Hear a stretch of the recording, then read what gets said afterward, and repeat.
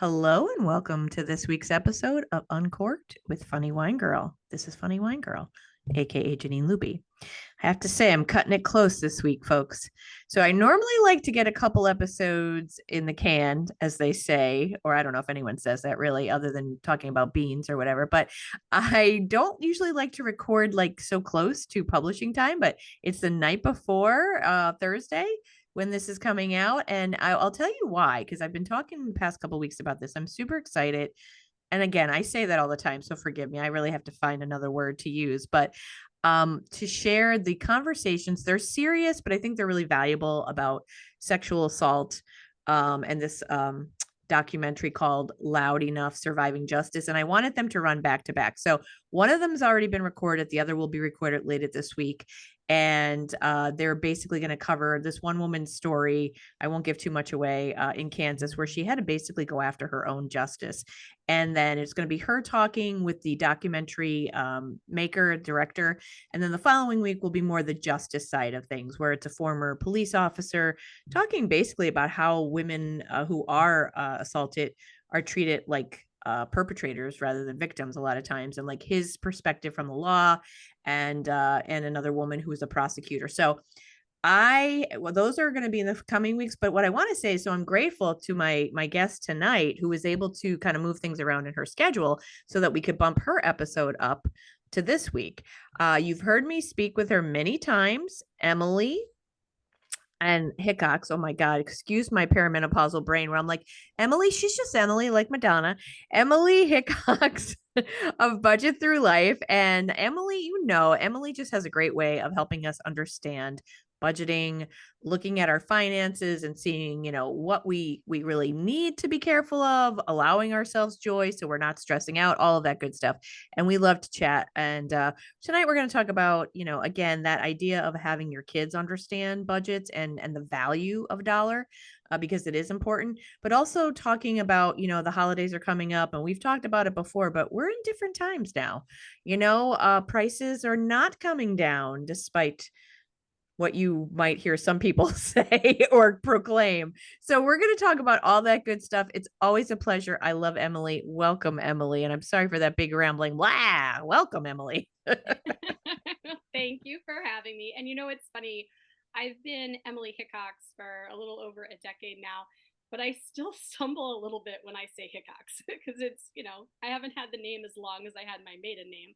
It's actually a little bit better than my maiden name, but it still sounds weird to me when people say it out loud and introduce me. I'm like, are you sure?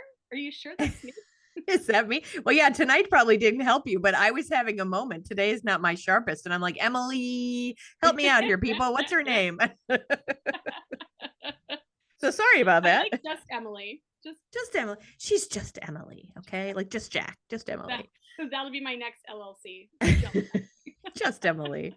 Well, I do appreciate you because Emily's a busy mom, and I know sometimes you have things that are set, and I appreciate you being flexible. Like I said, for the episodes ahead, that what I want them to run back to back. So I appreciate you kind of moving things around so that you could join me tonight. And there's never a bad time to talk about financial budgets or financial matters, because they affect us every damn day, as we know. And we've talked about this. So let's talk about what we initially planned to talk about, which was, and we've touched upon it before, but getting kids to understand budgeting and value and things like that. And we've talked about how, and I love the fact that your kids, the examples you've shared with me, your kids are amazing, that they're already thinking in terms of, okay, what do I need to save up to get this?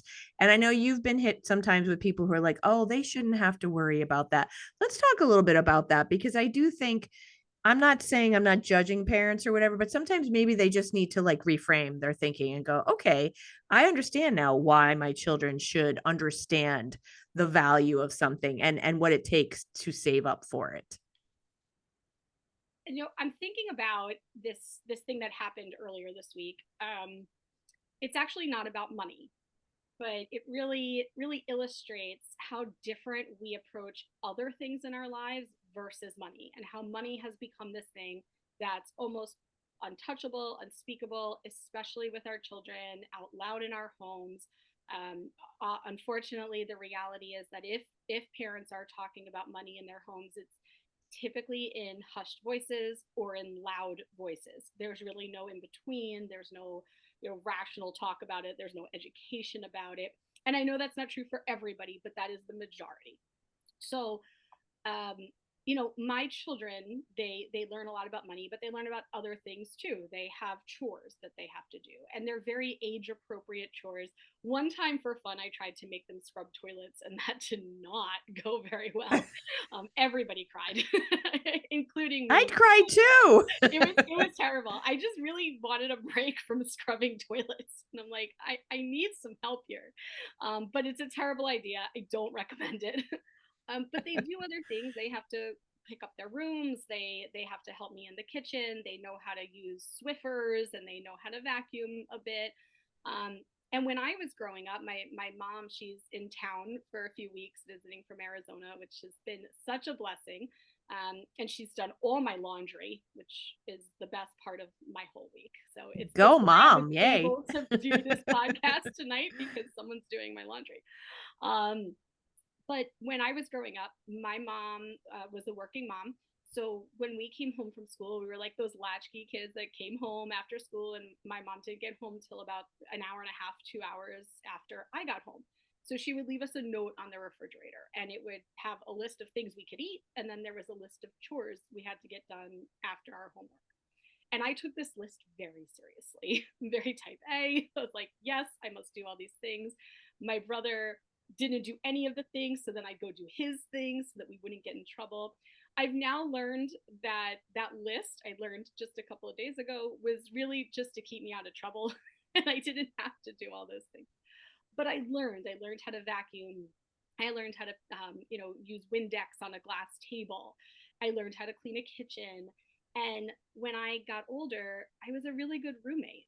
People liked living with me because I kept a clean home, and now I feel I keep a fairly clean home. It's harder with two kids, but that's a skill that my mom taught me. She gave me jobs to do. She would teach me, okay, this is how you wipe a counter, um, and money should be no different because she taught me all those skills so that I could be a functioning adult, so that I could be a successful housewife. I'm a working mom, but I'm also a wife, and I also take care of the home and I do all the things. And if I hadn't learned all those things growing up, I think I would struggle a lot more. And I do see other people struggling to, maintain their home. And when I dig a little bit, I find out they didn't have to do any of this stuff as a kid. They didn't have chores, they didn't have those kinds of responsibilities. So a lot of times we just put money in this bucket of things that we don't want our kids to worry about and we don't want them to know about. But what you're doing is you're putting in a bucket of things that they're not going to be able to do as adults.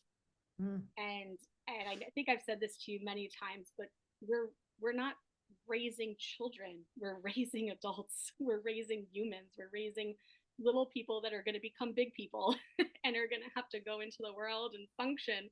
And without some education in the home, they're not going to get everything they need.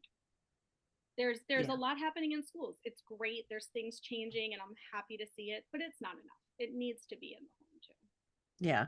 Well, and I think that goes into so many different things, just like compassion, empathy, kindness. And I'm not saying that I would hope there's no family out there that's like, we don't believe in that. Let's hope not. But I mean, I don't know that sometimes people think, or maybe they just think, oh, well, they'll learn that or they'll pick it up somewhere, you know what I mean? But on the other side too is if someone, like, if a parent is doing something that's not so kind, the parent, kids are certainly going to pick up on that.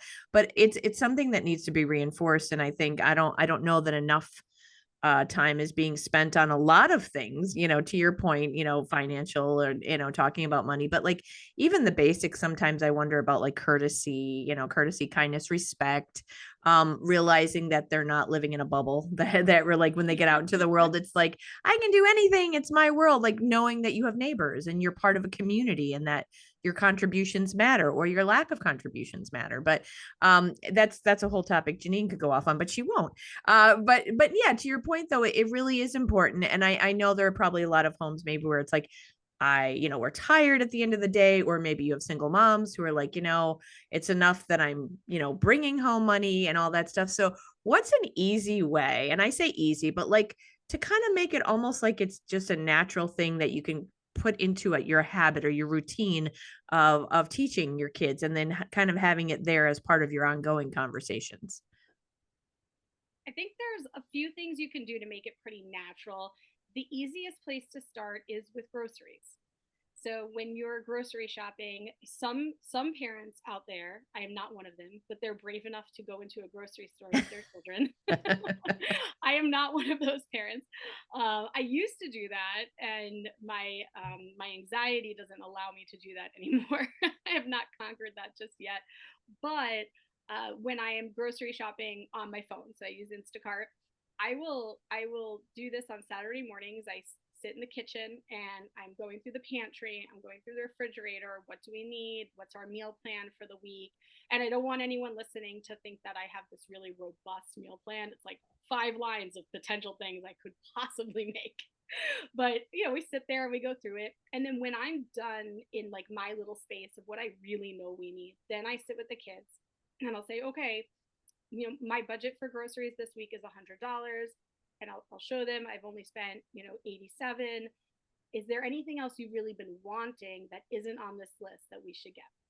So kind of teaching them that we have to get the essentials first, we have to fill it, and then we can fill in if there's money left. And sometimes I'll just kind of shout across the room, what does anyone need? What does anyone want? And then if they ask for something that puts us over the budget, I'll be like, you know what, let's save that for next time, and I'll make sure we make room for it next time. Things like that. So Yeah. grocery shopping, if you're taking them with you, it's really good to bring up budgets and have a budget before you walk through the store, because the end caps will get you every time, and the kids are going to grab the things on the middle shelves and they're going to grab things on the end caps. I accidentally took my daughter to Sam's Club, and it was a horrible mistake. Oops. Horrible Never mistake. again, huh? Oh Never my gosh. again. Well, they had Bluey cereal on the end caps. And not only did they have this like beautiful rack of Bluey cereal, but you could taste it. There were samples of Bluey cereal. Oh. This cereal was, first of all, we don't really eat cereal. And second of all, I did not budget for additional items that day. So she sees this cereal and she tastes it, and it's the most delicious cereal in the whole wide world. So I cave, because sometimes you have to say yes. I can't say no all the time. I try to balance that. So I said yes. I bought the Bluey cereal. That was in, I want to say March or April of this year. That Bluey cereal is rotting in my basement Oh no. because nobody likes it. Oh no, not so delicious, huh? Not so delicious. And so now we joke that like no one's allowed to ruin my Sam's Club budget with Bluey. Let me tell you, Sam's Club, I'll tell you, I go in there and I'm picking up stuff that like it's hard for adults. Well, I'm an adult that's more like a kid, because we've talked, my budgeting is, my skills are still not where they need to be. But like you can get anything. I mean, you gotta love a store. It's like you can get tires, you can get a computer, you can get underwear. I mean, oh my gosh. Like I walk through there and I'm like, maybe I do need a new sports bra. Maybe I do Right? need a winter knit hat. Yep. Yep. It's really hard. I do like their Scan and Go app. So I use that so that I'm watching, it's tallying what you're spending as you go. That definitely keeps me in check. I like that, but they do make it way too easy to scan and go. Yeah, I haven't used that yet, the app. And I actually don't have a membership. My parents do, but I'll take my mom sometimes or go with my dad. And the last time we were there, I felt like an idiot, but I guess it was the terminal we happened to be using, because we were having trouble scanning things. And I love birds, my bird feeder. So I had a giant bag of bird food and it wouldn't scan. And the guy came over and he's like, oh yeah, that one you can't use the gun or the scan or whatever. And he goes, that has to be manually entered. Well, of course I wouldn't know that, but you know what I mean? I was like, oh my God, this guy thinks we're morons over here. He's probably used to it. Yeah. We're just another set of morons here. Yeah. But another thing that I always recommend is finding financial things to regularly talk to your kids about that make sense to them, that are exciting to them, that interest them. So maybe they're saving up for something, And that can be a part of, maybe daily conversation, maybe a little less than daily if you're lucky. But, in our house, my son has been saving up for a Nintendo Switch 2. It's like the latest and greatest in Nintendo products. And it's $500. Hmm. And when he first came to us, he said, and I may have shared this with you before, but he said, the Nintendo Switch 2 is coming out. And I thought the next sentence was going to be, can I have it? But the next sentence was, I'm going to start saving up for it. What kinds of jobs can I do? And this was back in the spring, and he knew it was coming. So he did little things all summer. He helped grandma and grandpa. He washed people's cars. He, quote unquote, babysat. Kind of played with little kids. Aw. And he did a lot of stuff around the house. He gave me like 3 spa days, and I am not ashamed to say that I paid him for those spa days. It was lovely. He cues up some spa music on Spotify, puts a mask over my eyes. It's the best game. I just lay there. Oh my And gosh, that's so cute. it's fantastic. And then, he'll ask if I want a different smell. Like, he'll spray. Oh my god. But he was doing whatever it took. And then so we would talk about that a lot. We would say, okay, like, he would see something he'd want, or he'd want something in his virtual worlds, like in Roblox. And I'd say, okay, you can get that now because you have the money saved up for it, but it will delay you reaching your big goal. And I would say, if you get that now, like, think about how much time it took you to earn that money. Is it worth a delay in your goal? And that's actually something that I use with my adult clients all the time when we're talking. I don't like the needs versus wants conversation. We talk a lot about, is it worth a delay? And he only once the whole summer did he say, yes, this is worth a delay. And then he had buyer's remorse. Aw. So then It wasn't more Bluey cereal, I hope. No, that was it his was sister. not. It was virtual nonsense that disappears into the abyss. I really Mm. don't like the virtual nonsense, but it's his money. So Yeah. And yeah, with that, he's making a choice. he is. And I am proud to say he did it. He didn't reach. He's close to 200. He's close to 500. But one of my brothers, one of his uncles, has offered to match what he's raised. So this weekend, after a whole summer of saving, he is getting the Nintendo Switch 2. Wow. I do remember us having this conversation because I was impressed. I thought, well, that's really great. Like that he was like, what can I do? What kind of jobs can I do? Yeah. I think there's such a great ethic with that. Like it's not just like you said, it's not just a money conversation. It's a broader conversation. It's about integrity. What can I do to earn something that Yeah. I want as opposed to mom and dad give me this? I just think Yeah. I think it's wonderful for kids to learn that. It is. I'm so glad that they have that, and I've said before, I have great parents, but they always say we didn't teach you that. So I had to learn it all the hard way, like most of us do. Yeah. Yeah. That's awesome. That's a great example. And I love what you said about like as far as having the conversations, put it into the context that it makes sense to them or what they care about. I'm sure there are honestly, I don't think parents have to look too far to find these opportunities. I'm sure if you just pause for a minute and go, yeah, they're everywhere because concert tickets, right? Young girls wanting to go to see poor Taylor Swift. I bring her up so much and it's not, I actually admire her. I think she's done a lot and I like her little boppy tunes and everything, but like her, and it's not just her concerts anymore are in like, I think it's quite frankly ridiculous. Like, and I know parents could be like, oh, but I'd do anything for my kids. Okay. And I get that. But like there are people out there who literally cannot, and it's not like a matter of saving up. Like they literally cannot afford, like, let's say they have 3 girls who all like Taylor Swift. You're going to spend like well over $1,000 to take them to a concert. I mean, that's where and again, I can say that as someone who doesn't have children, but like, I'm also someone who like, I will delay or not delay, but like, torment myself over spending 1,000 on a new computer that I actually need for my business. And I think we've talked about this before. That's me. So I can't possibly, and for myself, I won't spend that on a concert. I won't go. I get lawn seats at Bethel Woods and like $55. Like that's kind of where I'm drawing the line. I'm like, yeah, nobody is worth it to me. And that's to me. I'll give Oliver, I know he's going to listen. Yes, you spend whatever you want to spend on Madonna. I love you. And that's your business. It's choices, right? Yeah. Well, and all about, the other piece that I like to talk about when we're talking about how to prioritize our spending and how to do the whole needs versus wants thing is, like I said, is it worth a delay in reaching my goals? But also, is there an alternative that makes more financial sense for me? So I really like that a lot of people are going to see these Taylor Swift movies, for example. I like that that's an option. I'm very blessed that my child has zero interest in Taylor Swift. And I'm not knocking her. I think she's fantastic, but she does cost parents a ton of money.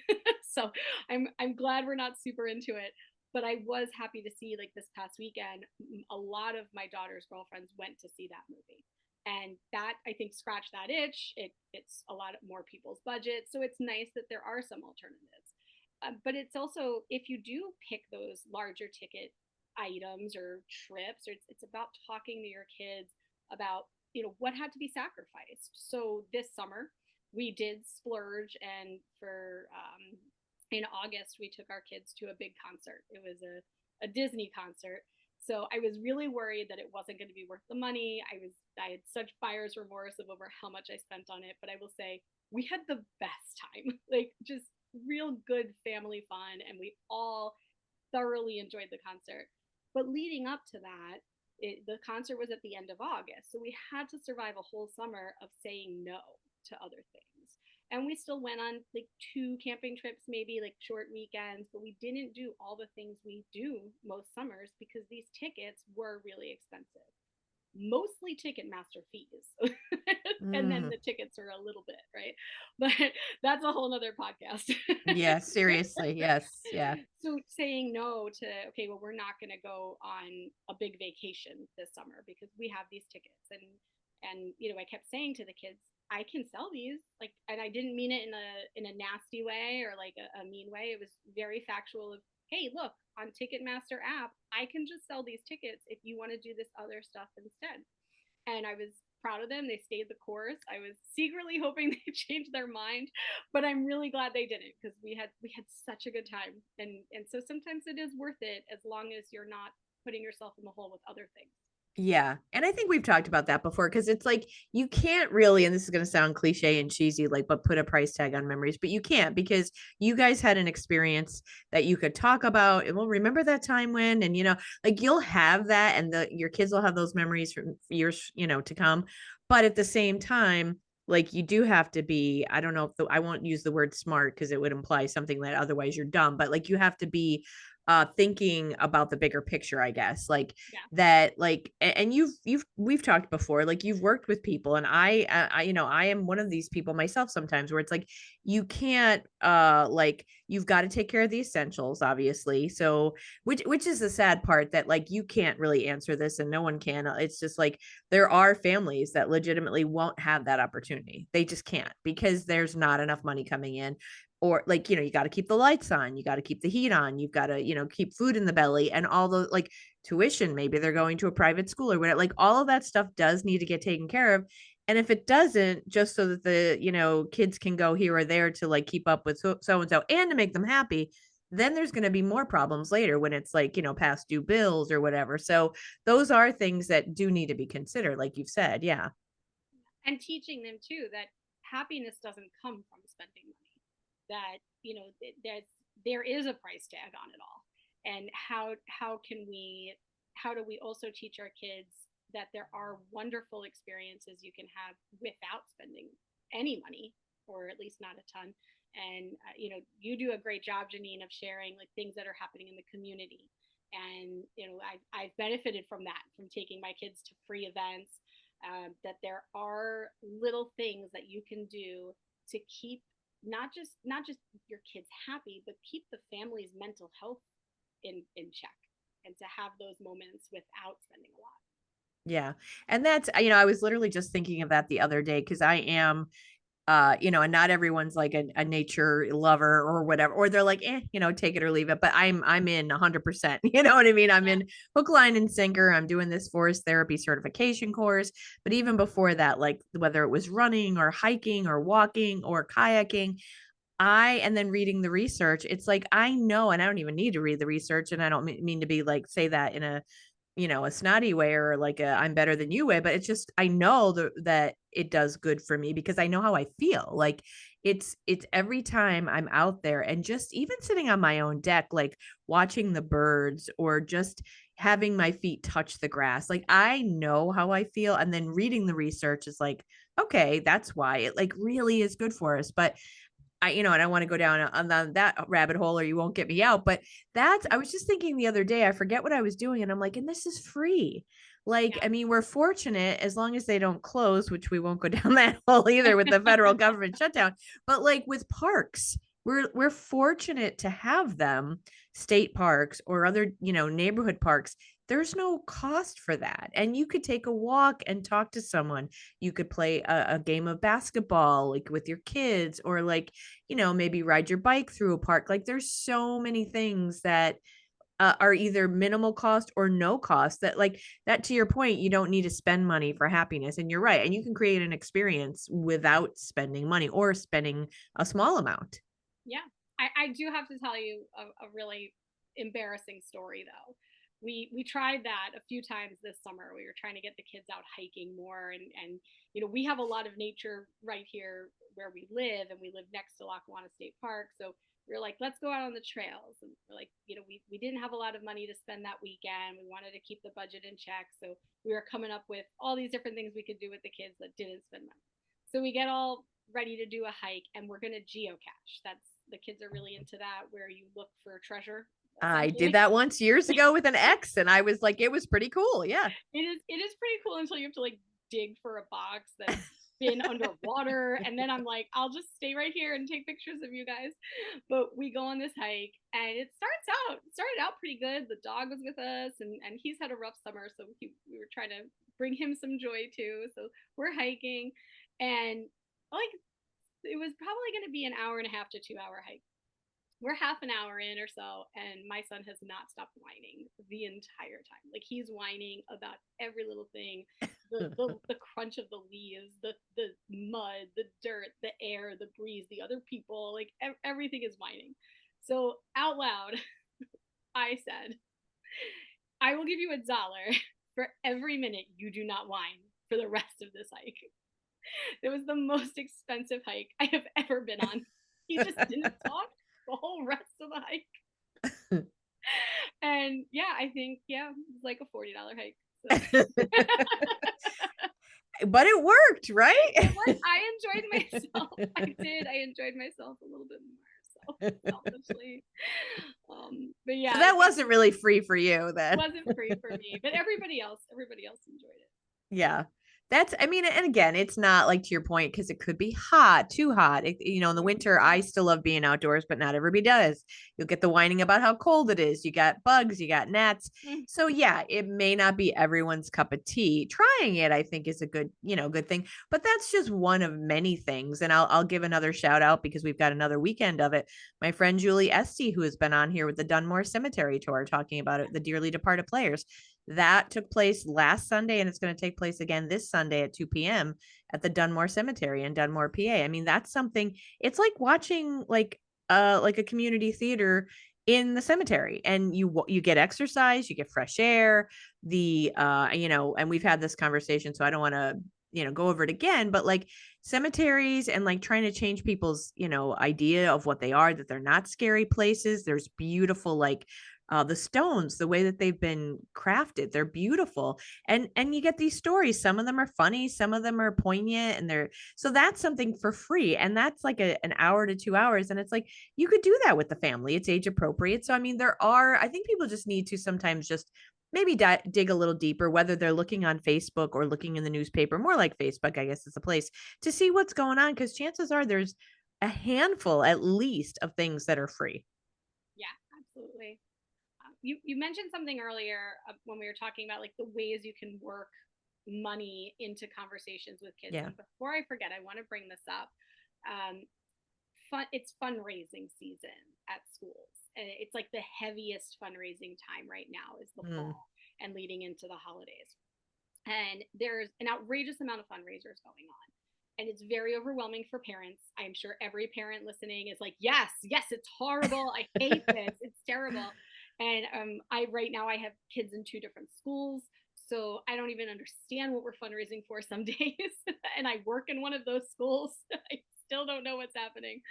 Um, so one of the challenges I think families have is, being bombarded with these fundraisers because there's a lot of pressure for children to earn prizes in these fundraisers and get, you get something, you get a keychain that's going to break in 6.5 days, you get a headband that is very uncomfortable so you never wear it. I mean, not that I have real experience with those things or anything, but so talking to your kids about how to approach fundraising, and that we're not going to, it's not practical for most families, it's not practical to participate in every fundraiser. So we're going to pick and choose what we're going to participate in. And we're going to be clear that, your parents, mom and dad, or whatever they are, they have a set amount that they're going to contribute for you, and then you can go out to family and friends. But staying firm in that is really hard. It can be really hard when your like 8-year old, comes home and is like, oh, but if I just make $25 more, I'll get to the next level. And I don't know. It was hard. I'd say it's not hard for me anymore, but it was hard in the beginning to say no. Um, and then not just showing them that we're going to pick and choose and we're going to set limits on what we're going to contribute, but also teaching them how to respect other people's money boundaries. Mm, So we're that's not a going good to one. go, yeah, like we have to learn how to talk to other people about money and be respectful. So you're not going to go to every grandparent with all the fundraisers. You're not going to go to all the aunts and uncles. We're going to handpick which ones you're going to go to for each fundraiser. For example, we know Gertrude Hawk fundraiser. Everybody wants something, so we'll go to everybody. That's probably the only one where we go to everybody. If you're doing the big one in schools now is called a fun run. If we go, I know that if we go to these 2 grandparents who used to be married and we have this one contribute money first and then ask the second one will double what the first one contributes. So I'm very strategic about You're it. sly. I'm very smart, but I sit with them and I say, okay, for this one, we're only going to ask so and so, and I think that's really important. And I don't just say it's because part of it is I know what those people will like and I know what they'll want to support, and I talk about that, but I also tell them like we're not going to keep going to the same people. They've already given you some money. They have other things they want to do with their money and other things to support. Yeah, I love that. And I think it's, and again, it could be a tricky thing because you don't want to be like, oh, that person, they don't have money, or you don't want to be like that, because you also know sometimes some of the kindest, or I should say most generous people with money are the ones that you're like, oh, I didn't think they had it, you know what I mean, like that kind of mentality, because they're the ones who are like, no, I want to support, so. But I think it's an important conversation, like you're saying, to have about respecting and also understanding. So okay, maybe I will ask, but if they say no because they just don't have it in their budget right now, or maybe they just contributed to something else you did, that to have like a respectful, oh, okay, I get that, okay, but thank you anyway, and I appreciate your past support, or maybe in the future. I think that is an important conversation, because, and I think I don't know, we've probably talked about it at least in person, if not on the podcast. I find there are so many nonprofits in this region, which is a little bit different than what you're saying, fundraising, but you can't, I personally can't contribute to them all. And I don't know who could, unless you really have a lot of wealth. Yeah. So supporting, even like with schools, I know I bought a mum off of someone recently that was part of a fundraiser. My cousin, their school is selling like the Manning's certificates for Mm-hmm. ice cream or ice cream cakes. I got an ice cream cake. And like, again, I'm not great with the budgeting. So am I looking? But no, oh, but that's my cousin and I want to support or whatever. I mean, there's an endless amount of things that you could end up supporting, and it could get expensive, I mean, so people cannot contribute to all of them, I guess, is my point. So I respect and I appreciate that, like trying to teach that, I think, is really important. Yeah, and we do it at church too. When I'm teaching the Sunday school how to select what organization the Sunday school does their own collection, and then that money goes to wherever the Sunday school children want it to go. So they're young, so I guide them through that decision. And I say, okay, what are the 3 groups of things we can support? And at this point, they have this down. It's humans, animals, and the environment. And then we list underneath, what do those groups need? And we whittle it down and we vote, and then we decide what we're giving to.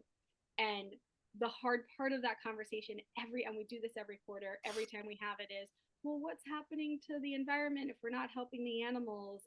And showing them. So sometimes I'll show them what organizations are doing, what other churches are doing, and try to help them see that, people are kind of spreading it out, that there's a lot of people in the world, and there's a lot of helpers and a lot of people that give in different ways.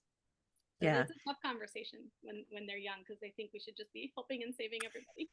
Yeah, yeah. But yeah, and I could understand that. That's got to be difficult. But again, the realistic part of it is, well, we'd love to, but we can't give to all of Yeah. these organizations. But then I imagine it becomes a little bit difficult because you have to give the answers like, well, what, like your point, what will happen to the other, Yeah. categories if we don't give? Oh no, which you don't want them having nightmares about that. Like, but what about the cows and the pigs? What if we don't give money to them? Right. Oh, it's always a journey. The Yeah. other thing that's happening this time of year in the youth world is book fair. Mm. So I don't know. Do you remember going to book fair when you were Scholastic. I remember Scholastic? Scholastic or whatever that company was called. And Yeah, even in my little Catholic school, we did have that. And I remember, oh gosh, I wish I could remember the names of those little magazines that we used to get. But yeah, we'd spend our money there. Yep. yeah. So the book fair is a blessing and a curse. So the book fair is fantastic because it gets kids excited about books. It gets them, into different things that maybe they might not have considered before if they're not frequenting a library or anything like that. But the book fair is quite expensive. And also, when you walk into many book fairs, and one's happening at our school this week, so when you walk in, there's books on the sides, but in the middle is just this big table of absolute trash. Like, I'm sorry, it's like, I like the bookmarks, but they're $4 bookmarks. There's pens, markers, like just the tchotchkes, diaries. I refuse to let my children come home with a diary. We have like 25 diaries and they don't write. So I'm like, I don't know why we have these. They're just pretty to look at, right? Yeah, they're just pretty. So I'm constantly, like, when I help at the book fair, and I know it's not just me, I watch all the people that are there helping, like, just kind of pushing the kids into the books and trying to get them to pick books. But even the books are very expensive. So my girlfriends and I today, we're down there taking pictures of some of the books our kids like that are half the price on Amazon. So we let them buy a couple to support the book fair and the fundraising that's associated with that. But then I'll put a bunch on their Christmas list instead of, buying them there. But Yeah. something happened today that just melted my heart. I was hanging out in the book fair for a little bit, and it was a bunch of fifth graders, and these fifth graders, when they were third graders, I taught them some lessons on budgeting. And then, like, I've been their sub, but then I've also been a mom in that classroom. My son was with them for a while, and I've done a lot of talking with them, and I know that the curriculum did change, and they do talk a little bit more about money. Not so much budgeting. They learn more like the history of money and Hmm. values. They do it as part of math. But I watch these group of girls that I've watched grow up stand there and look at the books and look at their money and be like, I don't know how I'm going to make this work in my budget. This is ridiculous. And they're laying out the books and they're laying out their budget. And one of them comes up to me and she's like, Mrs. Hickox, I can't budget for this. But every time she used the word budget, like, I like got happier and happier. I'm like, I know you're suffering right now, but I'm so happy. And we sat there and we talked about, how do we make this work? Well, what if we put this book away and get these two smaller ones instead? And we started making some choices. And then one girl said, well, my mom gave me $50. I'm going to get this $10 book and I'm just going to pocket the rest. And I said, Oh, honey, more nice. power to you. You go for it. But it was so awesome to see, and if you're watching this on YouTube right now, you can see, like, I'm gonna cry. But it was so awesome to see these kids really thinking about it, and not just like saying, oh, I wish my mom had given me more money, or I wish my dad had given me more money. It was, I only have this much money. How do I make this work? And Yeah. I was in heaven. Yeah. Or just spending it and not giving it thought, right? Like just, oh, Yeah. here, I want this, I'll get it, without really giving it the proper thought. Well, that's gotta feel good where stuff got through to them. They're carrying it with them and they're actually using it in the right setting where it's like, what is this my little conundrum? What do I do here? Yeah. Yeah. And I hated the book fair a little less when I left today. See, you're like, okay, that softened my heart. It did. It did. I was like, oh, wait, no, this is a money lesson right here. As you were talking about the girls, it made me think of this little video clip, and I hope it's real because I don't love these pretend scenarios Mhm. that are out there. But there's one that got circulated a lot. I think it's been out several months. I don't know if you saw it. These two little British girls talking about the cost of ice cream. No, I Oh have my not seen God, it. it's so fun. Again, I hope it's real because it seems pretty authentic. Where these little girls were going to get ice cream and like they've really thick accents. So I mean, I don't think they were Irish. I think they were British, but it's somewhere in the United Kingdom, whatever. And they're like, Yeah. "Oh, come on, 50 quid or p, whatever the hell it is. That's ridiculous." Like they were complaining about the cost of ice cream, and I've been seeing the video quite a bit, and it cracks me up because the one Yeah. girl is just like, that's nonsense. Like she's outraged at the cost of the ice cream. And again, I don't know if it's legit, but it's adorable. I will have to send it to you because Oh, I see it and I crack up and everyone's like laughing. The little girls, they're like, I don't know, a lot of the comments are like, this is how we feel right now about the price of things. yes, yes. No, you definitely send me that because I would love that. But It it's is so great cute. to see them think about these things. And one of them asked me to take a picture and send the book to her mom so that she could put it on her Amazon list. And I was like, oh, your mom and I can be friends. Yes. See, she was thinking she already had the lesson that you were about to give, right? Yeah. Yeah, yeah.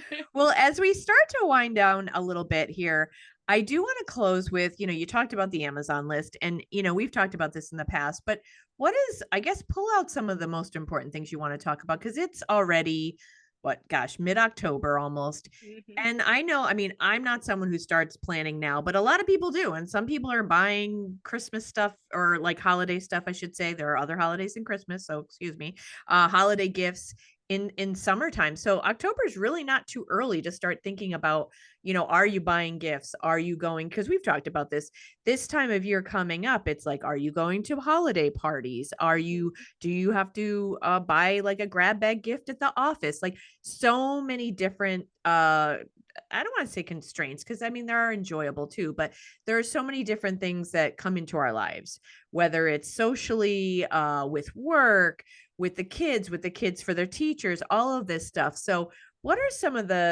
pull out some of the best tips that you would like to share? Because a lot of people I'm sure are already doing their shopping. They are, and the social pressure is ridiculous. About a week ago, we went and got the mail, and in the mail was the Amazon holiday book. Oh my And gosh. if I knew it was in that mailbox, there is no way my kids would have been with me because I would have hid it until, I don't know, at least like the end of October. So they have already combed this book cover to cover. So what I do with this book is I give them two markers, different colors, and I say, okay, go ahead, circle all the things you want. And then I'll tell what I'll do is then I'll sit down with them in a few weeks and then say, what do you really want from here, and we'll put that on their wish list. But especially as children get older, they're, I really 8 and up, I think you can have these conversations with them of what do we really want to be asking for the holidays. You're gonna get gifts from relatives. How do we what are we gonna be happy about getting, and what makes the most sense for you? And I have one kid that will make a list of 10,000 toys that she wants, and most of them are, ridiculous. And then I'll say to her, okay, but if you were to get all these toys, what would you be missing? Like, what would you feel like you wish you had? And then all of a sudden it's, oh, well, I really want this new leotard, and I really want, this new piece of gym equipment or whatever it is. And the lists start to change. So really talking to the kids about what they want and what their expectations are.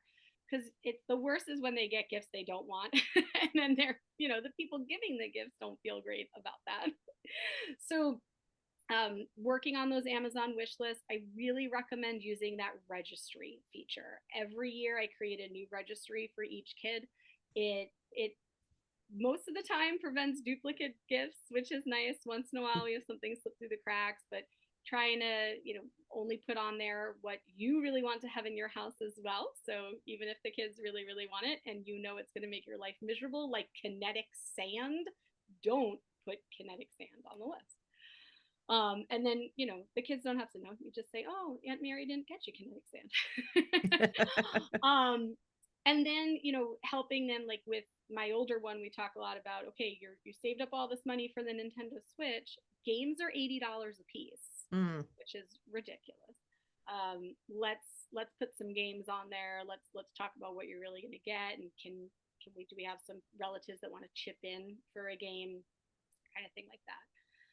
So the Amazon registry, as much as sometimes I don't want to lean on Amazon too much, it does make a world of difference when it comes to that. And Yeah. it typically is the best prices. The other thing is setting expectations, like you said, for what we're going to do for the holidays. We're not going to say yes to everything. And I think that should be a rule for everybody. Oh, yeah. I don't know anyone that gets to the end of the holiday season and says, oh, that was the most relaxing, best time of the year. Never. We'll do it again. Like, no, everybody's miserable by the end. Yeah. And for me, I'll chime in here for a second just to yeah. say to your point that I think, and this is where I might sound a little like, oh, Janine giving her a little mini TED talk or lecture, but like it really is up to us to put the boundaries in place because to your point, like how many people, and I'm sure many who it's like, oh, I got to do that. And the cookie swap, and I made this many cookies and I had to, like, you had to, or you just didn't set those boundaries. And I'm not trying to sound like a therapist or give lectures, whatever, but like, I mean, maybe because I'm 54, like I care a little less and less each year about certain things. It's like, if you do these things and you're absolutely exhausted, you're wiped, and you feel that you have to, and I think we've actually probably talked about this before, this idea that you have to your point, and I don't mean to interrupt, but like if you want to talk a little more about that, like what is the joy if you're exhausted and miserable and you've maybe even overspent by the time everything is over? Yeah. I don't think it's worth it at all. I know many people that fund Christmas with their tax refunds, and that's like one scenario. I know a lot of people that do that, and it super stresses me out because you have this period of time between December and April where you're just broke and you're in so much debt. And I don't like any months of feeling like that, let alone 4 or 5 months of feeling like that. And you get, I think a lot of people get into this vicious cycle where this is just the norm, this is what we do, and this makes sense, and we don't know any better. And that's why I feel like people like me and some of my colleagues, like, we need to speak up and say there's a better way to do this. Like, you don't have to do Christmas on debt. You can fund it the other way. If you really do want to spend thousands of dollars, you fund it forward rather than back. But the boundaries are very difficult, especially I see it especially in family units where you've got kids going in different directions. You've got parents who have two different jobs, so two different companies they work for, and there's holiday pressures that come with that. There's parties, like you said, there's grab bags. And if kids are on sports teams, that's a whole nother thing that happens, that there's parties for that. And it gets, if you don't rein it in, if you don't take the time to set the boundaries, it will get worse and worse every year. This isn't something that just resolves itself. You don't just magically stop overspending. You don't magically stop overcommitting.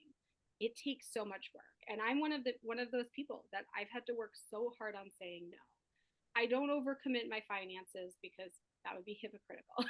But I super overcommit my time, and I've gotten so much better. And I'm at this really great point where I've said no to a lot of things, and I've made some people upset, and I'm okay with that because I needed to do it for my health, for my family's health, and for my finances too, because there was an impact there.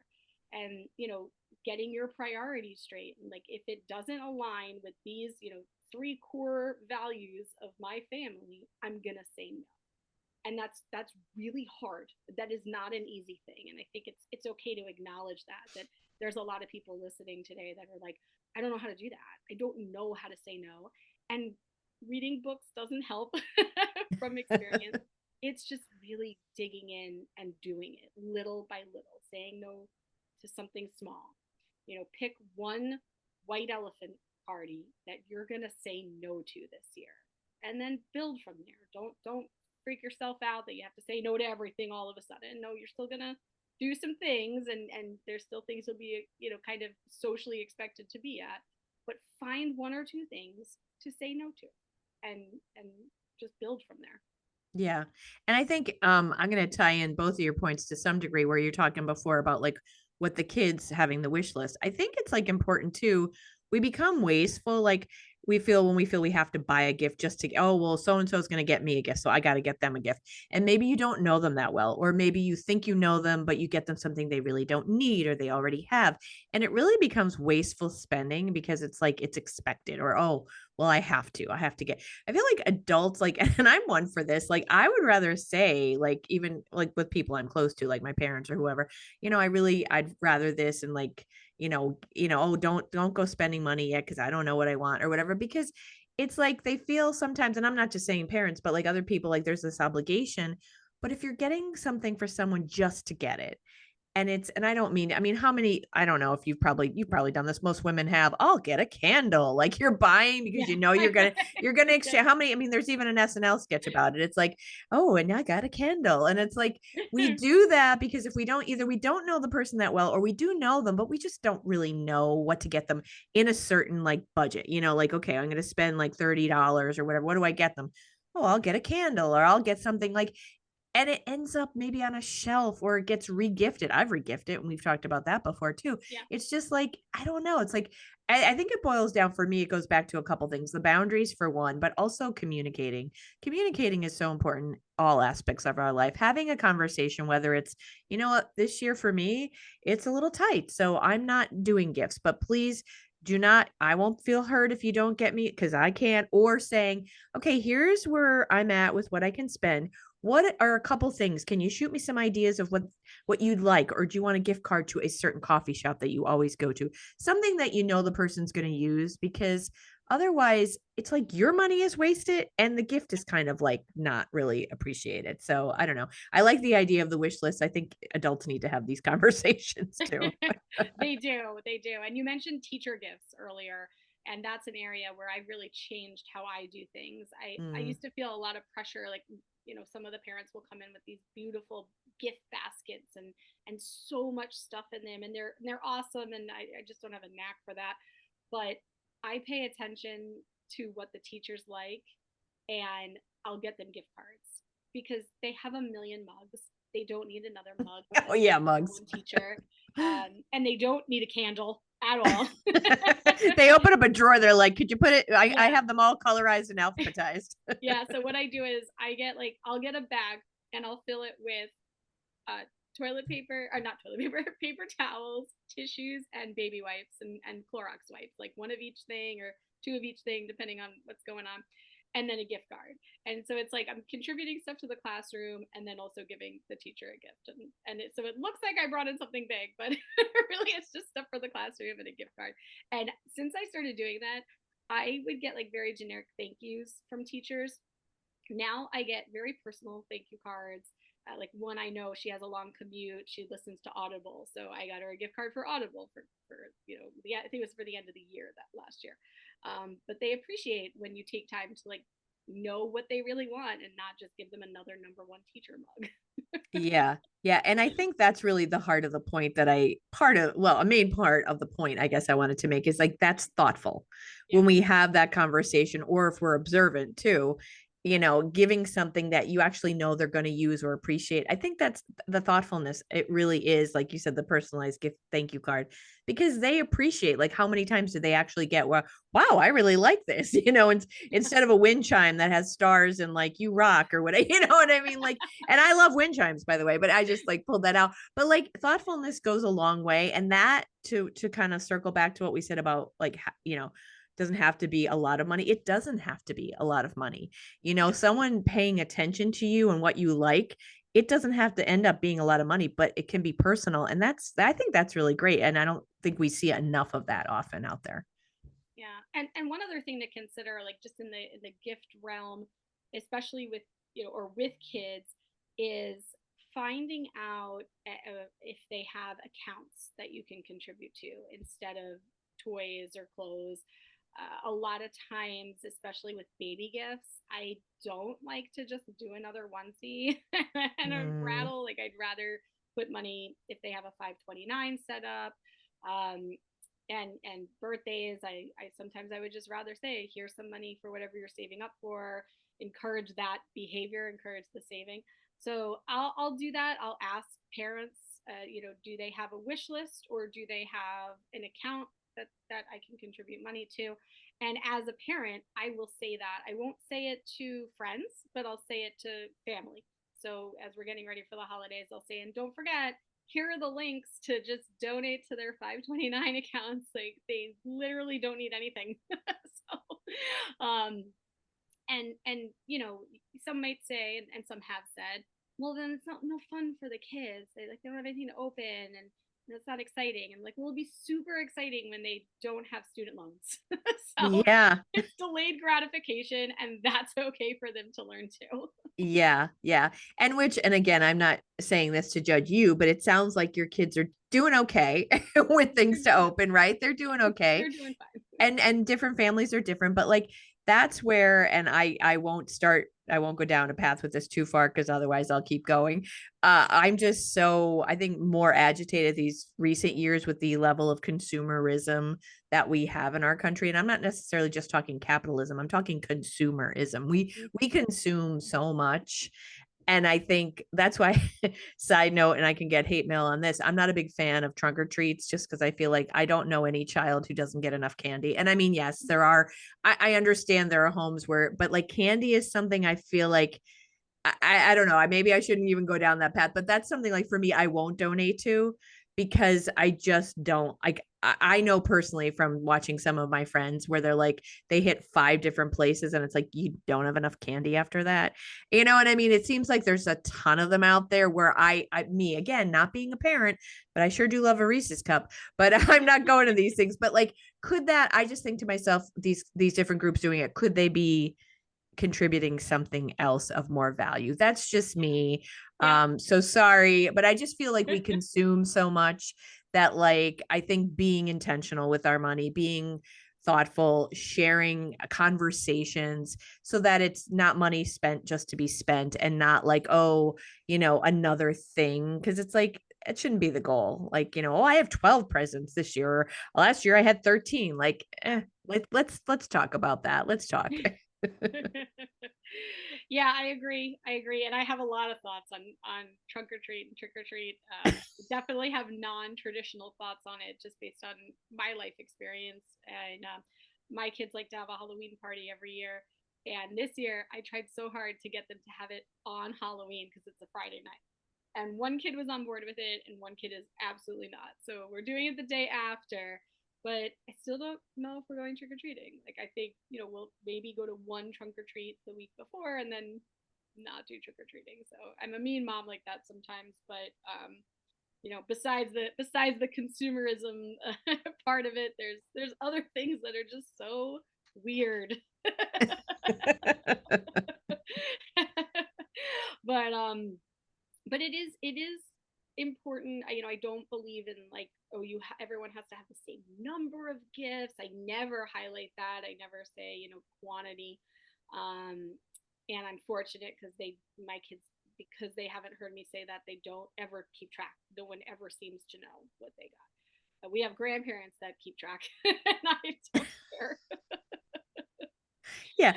And there also could be different values. So that's why too. Like you could have three gifts that, maybe they add up to $200, where maybe, Right. the other child got something that was 100 and two. And again, if you're, because I know a lot of families will do that. Like I'm going to spend the same amount on the kids so that it's fair or whatever, which I understand that, and maybe that's their own thinking. They want to do that. But like when it comes to like counting, like for the sake of this many gifts or that many gifts, I just like, I don't really see the point of that. And again, I'm not a parent, so people are probably like, "Well, what the hell do you know?" Yeah, you're right.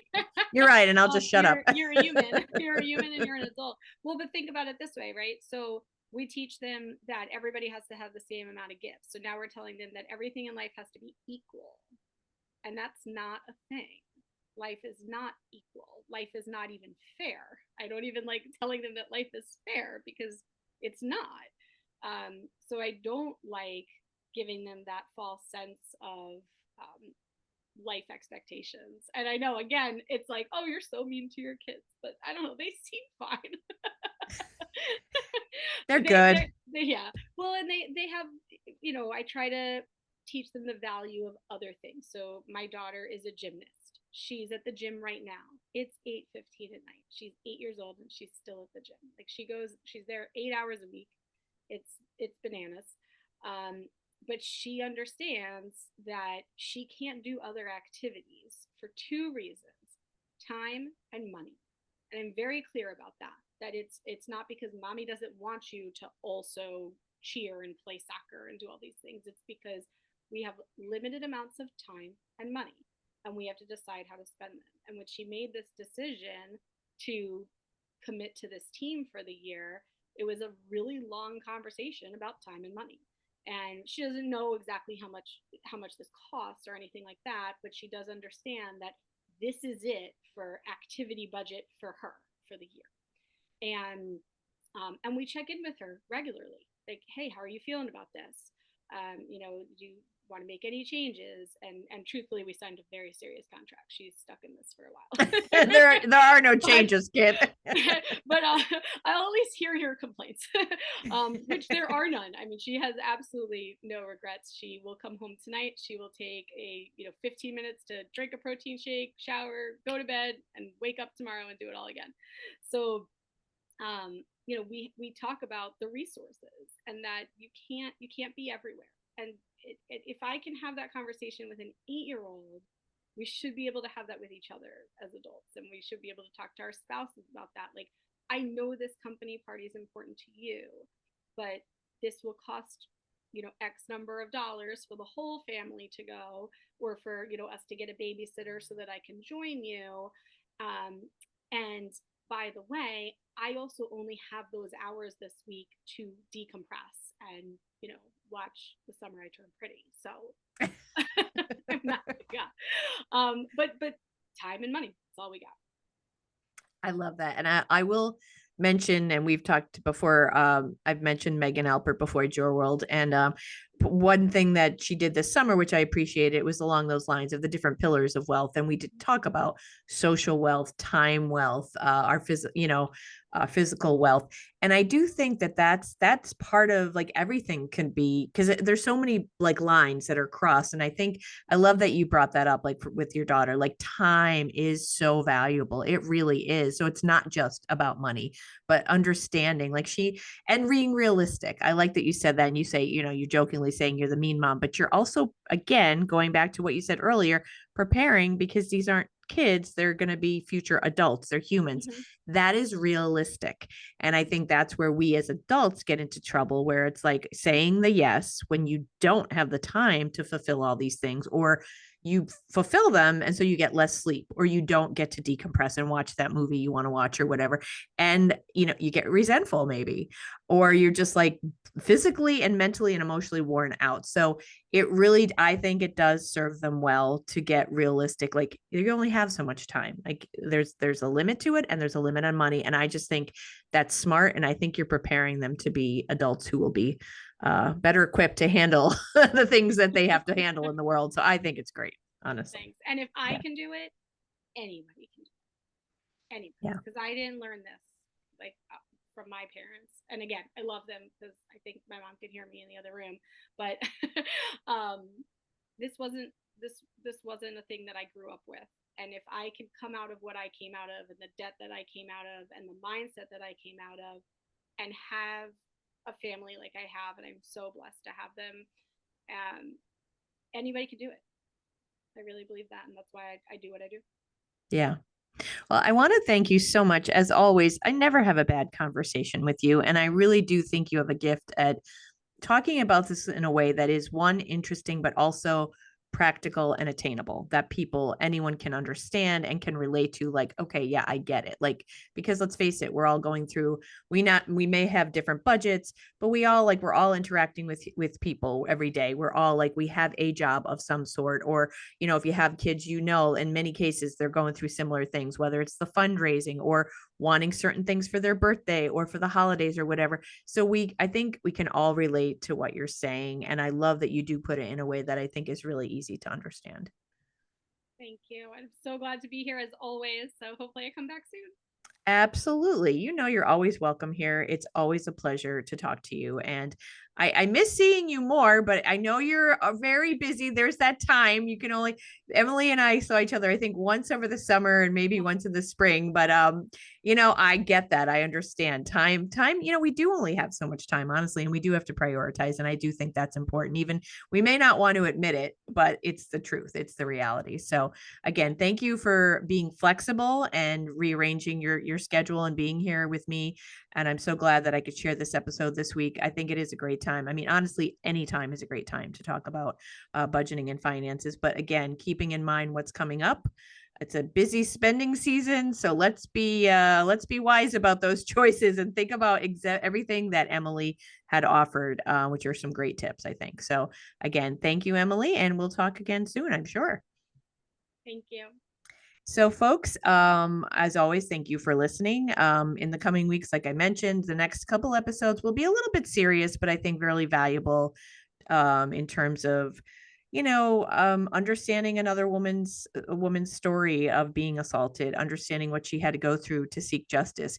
Maybe someone who's gone through something similar, and maybe you can offer some support, some kind words, or even literally point them in the direction of resources that they might need. So those next two episodes coming up will be a little serious, and then we'll close out the month with something, it's October 30th, will be something fun and spooky. I have to figure that out. And then November, Scranton Girls Rock, I'll have Natalie back on, and we'll be talking. They've got an event coming up in November, which will be really cool, showcasing some of the young women who are in the Scranton Girls Rock summer camp. So lots of great stuff. As always, if you're interested in being on the podcast, or if you have a woman in your life that you think, hey, she's pretty awesome, I think her story should be told, she should be on Janine's podcast, reach out. Don't hesitate. Janine Luby, LinkedIn, Facebook, Funny Wine Girl Janine, Instagram and Facebook. Don't hesitate to reach out to me. And if you would like to support conversations like this, you can become a podcast sponsor. Reach out to me. The packages, as I say, it's cheaper than if you buy a cup of coffee a day every day for the month. I also have what's called patron sponsorships, $20 if you want a shout out.